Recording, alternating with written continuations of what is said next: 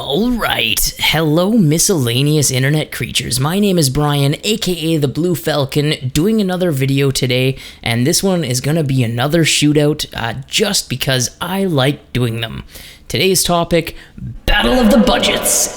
So what I'm gonna do is take my, I guess, fairly expensive guitar setup and compare that to a software setup that's gonna be trying to emulate everything that I have.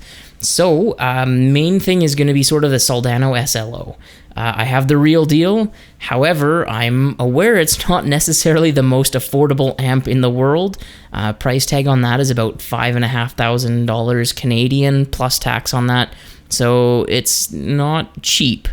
And I'm going to be shooting that out against the IK Multimedia Amplitube 4 software. That retails for about $200 plus tax.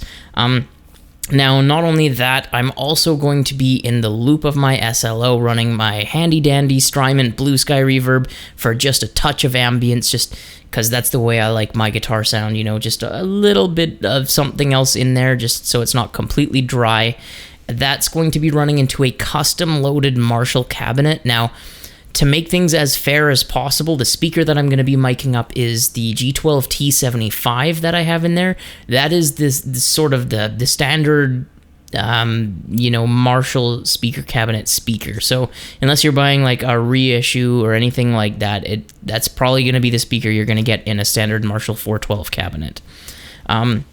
And then what I'm going to be doing is miking that up with a Shure SM57, again, to make things fair, just because it is the most common microphone for miking up guitar amps. You know, if I had my way, sure, I'd be throwing like a Royer 121 on there and a U87 in the room and all that kind of stuff, but I'm going to try and keep it simple and fair. So the software, what I'm going to be doing is same idea. I'm going to be using the Soldano SLO simulator on the Amplitube 4 software. In the loop, obviously I don't think they have a Strymon simulator, so I'm going to be trying to find a reverb that sounds close. And the cool thing about it, though, that I will give to the IK Multimedia software is that they do have a mic simulator. So you can select the type of mic as well as the placement in the room. So I'm going to measure the distance from the speaker and everything that I put the real mic, and then I'm going to replicate that with the software as well. Now, to make things even more fair of a comparison, I actually am going to use a cool piece of gear I just picked up this week, a looper. And what I'm going to do is I'm going to record the guitar into the looper and then run the looper signal into first the real amp and then also into the software. So it's going to be exactly the same thing going into both. So there's not going to be any difference in playing dynamics. You know, I'm not going to be playing differently based on the feel or anything like that. It's going to be as direct a comparison as you can possibly get. Couple things to note. Well, I'm going to do my best in the software to replicate the Soldano SLO.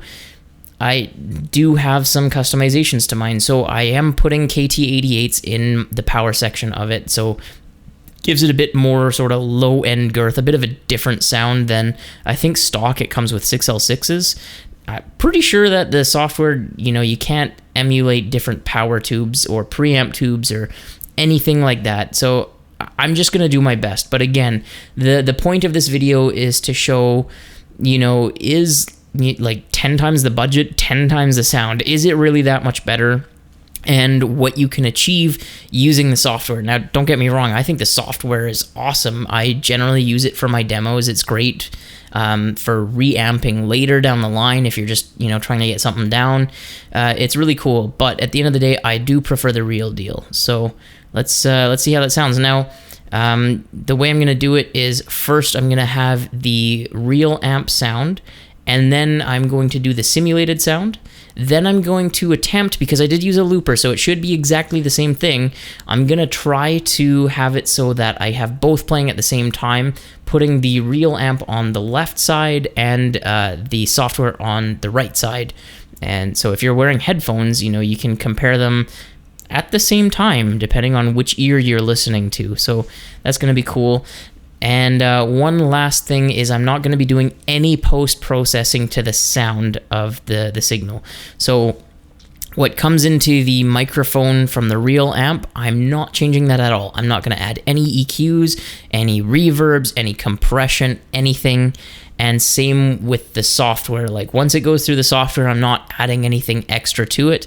The only thing that I might change is simply the level of the signals, just so that they're going to be as even as possible, but it shouldn't really have any impact on the tone or the sound or anything like that. So it's going to be as direct a comparison as possible. So without any further ado, let's shoot them out.